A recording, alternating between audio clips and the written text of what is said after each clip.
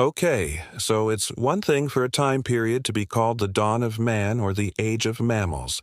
But what if I told you there's a geologic time period called the Neogene, which stretches from 23 to 2.6 million years ago?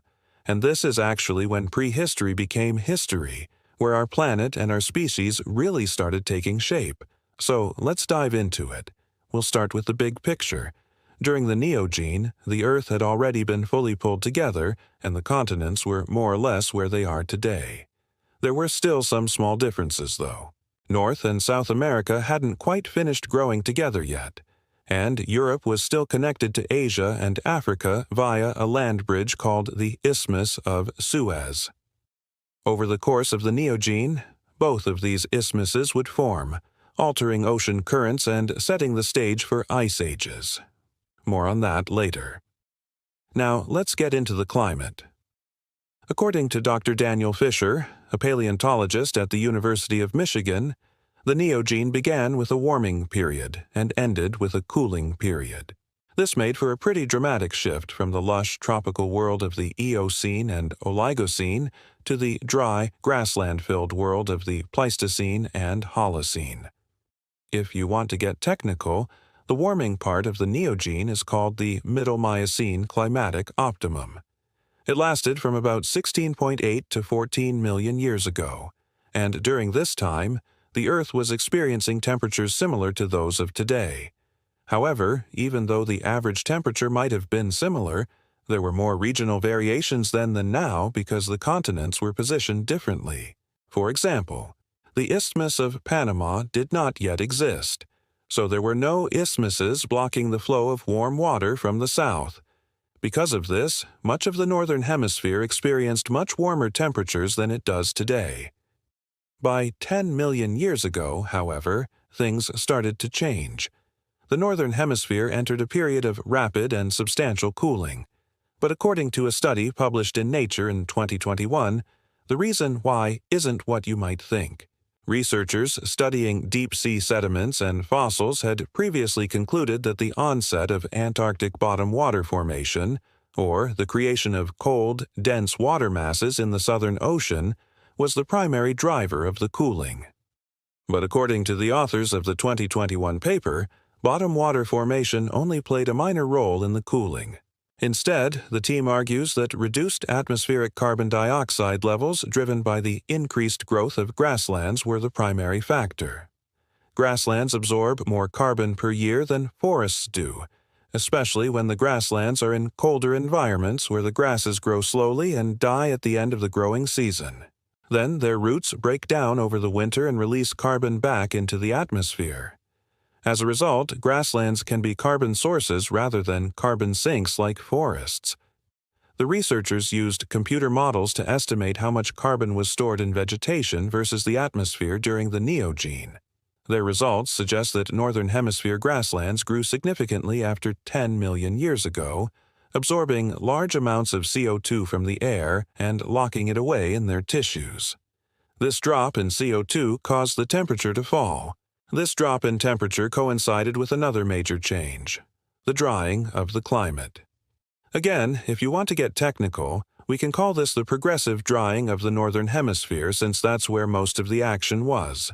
But overall, this trend was global. Between 10 and 2 million years ago, most of the northern hemisphere experienced a transition from humid subtropical to drier temperate climates, which caused broadleaf forests to shrink and gave way to the expansion of grasslands. The exact causes of the drying are still being debated, but a study published in 2023 in the journal Quaternary Science Reviews suggests that shifts in Earth's orbit and tilt may have played a role. According to this model, changes in how much sunlight reached the surface caused seasonal precipitation to become more concentrated in the summer, leading to increased evaporation and drier conditions in the rest of the year. But if you ask me, this drying trend was clearly caused by vampires. Okay, moving on. As the northern hemisphere dried out and cooled, ice began to form at the poles, which dropped sea levels as more and more water was locked up in glaciers. But eventually, after about 7 million years, the rate of ice formation slowed down. which allowed the sea level to stabilize and even rise again. This created new connections between the Atlantic and Pacific Oceans and helped mix cold and warm waters around the globe. In fact, thanks to these new connections, warm water reached far higher latitudes than it does today, creating warm ocean currents that extended all the way to the Arctic Circle. Now, before we move on to the new species that lived through this dramatic environmental shift, I just wanted to say a huge thank you to two supporters for their support.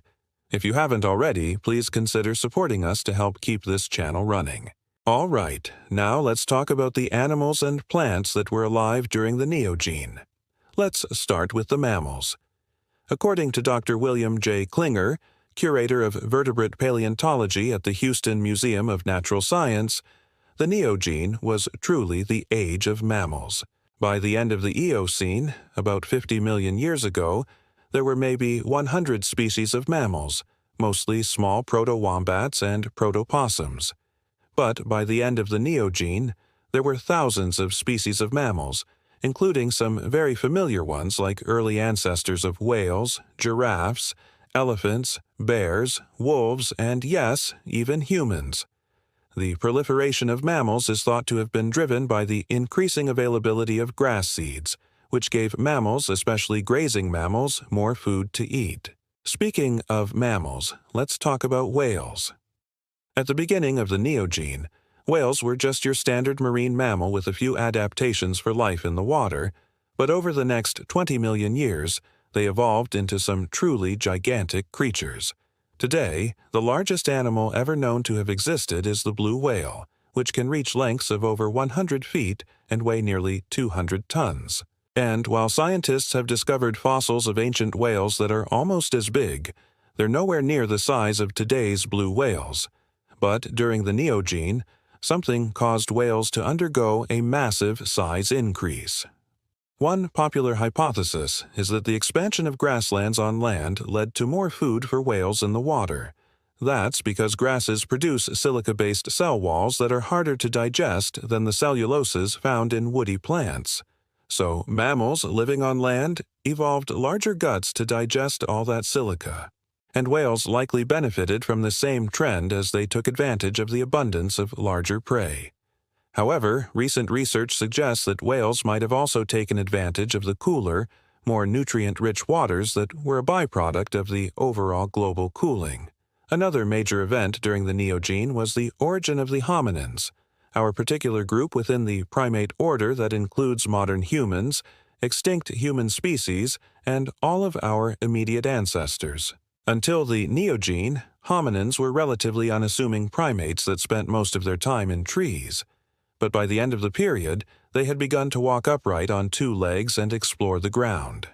Now, scientists aren't sure exactly when this transition happened, but they believe it likely occurred in Africa somewhere between 7 and 2.6 million years ago. One of the earliest members of our genus, Australopithecus afarensis, lived in what is now Ethiopia and Tanzania, and they had a brain size of about 450 cubic centimeters, roughly 30% smaller than ours. They were also shorter than modern humans, with an average height of about 4 feet. Another famous member of the genus Australopithecus is Australopithecus africanus, who lived in South Africa from about 3.3 to 2.1 million years ago. While their skull resembled that of modern humans, their brain was still too small to be classified as a member of our genus, Homo. And speaking of our genus, we come to the first undisputed members of our lineage, Homo habilis from East Africa, who lived from about 2.4 to 1.6 million years ago, and Homo erectus from Africa, Asia, and Europe, who lived from about 1.8 million to 117,000 years ago. Homo habilis had a brain size of about 600 to 800 cubic centimeters. That's still smaller than modern humans, but larger than any other hominin species we know of. And Homo erectus had an even larger brain, reaching sizes similar to ours. Homo habilis is considered to be one of the first tool-making species, and Homo erectus was definitely a tool-maker. In fact, they probably made the first truly efficient stone tools.